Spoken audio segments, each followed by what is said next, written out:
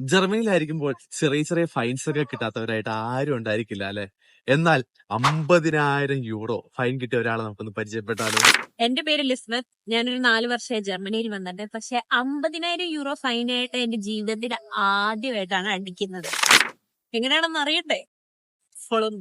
എല്ലായ്പ്പോഴും പോലെ വേസ്റ്റ് കളയാൻ പോയപ്പോൾ 2 കണ്ടെയ്നേഴ്സും ഫുള്ളായി കിടക്കുന്ന കണ്ടു. ഒരു പേപ്പർ പോലും എൻ്റെ ഇടയിൽ കയറത്തില്ല.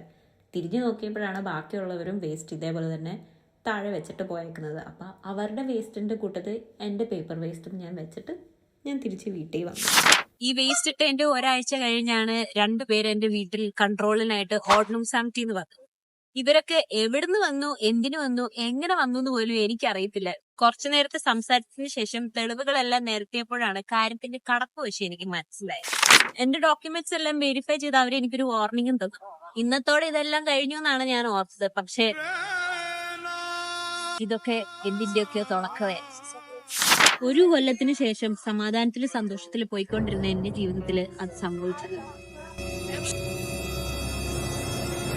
അപ്രതീക്ഷിതമായി എത്തിയ ലെറ്റർ എന്റെ മാനസിക നിലയെ വല്ലാണ്ട് തളർത്തി. ആ ലെറ്ററിൽ 50,000 യൂറോ എന്ന് കണ്ടെങ്കിലും അത് എന്തിനായിരുന്നു എന്നുള്ളൊരു ക്ലാരിറ്റി എനിക്ക് കിട്ടിയില്ല. ലെറ്റർ ട്രാൻസ്ലേറ്റ് ചെയ്തപ്പോഴാണ് 1 വർഷം മുമ്പിട്ട വേസ്റ്റിന്റെ ഫൈനാണ് എന്ന് എനിക്ക് മനസ്സിലായത്.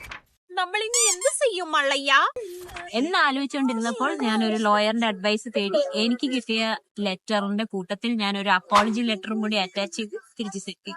ഒരാഴ്ചക്കുള്ളിൽ തന്നെ എനിക്ക് ഓർഡിനൻസ് സാമിറ്റിന്ന് റിപ്ലൈയും വന്ന് ചെയ്ത തെറ്റ് അഡ്മിറ്റ് ചെയ്തത് കൊണ്ടും ഞാൻ ഈ സിറ്റിയിൽ പുതിയതായതുകൊണ്ടും 50,000-ൽ നിന്ന് എനിക്ക് 128 യൂറോസ് ആണ് ഫൈനായിട്ട് കിട്ടിയത്.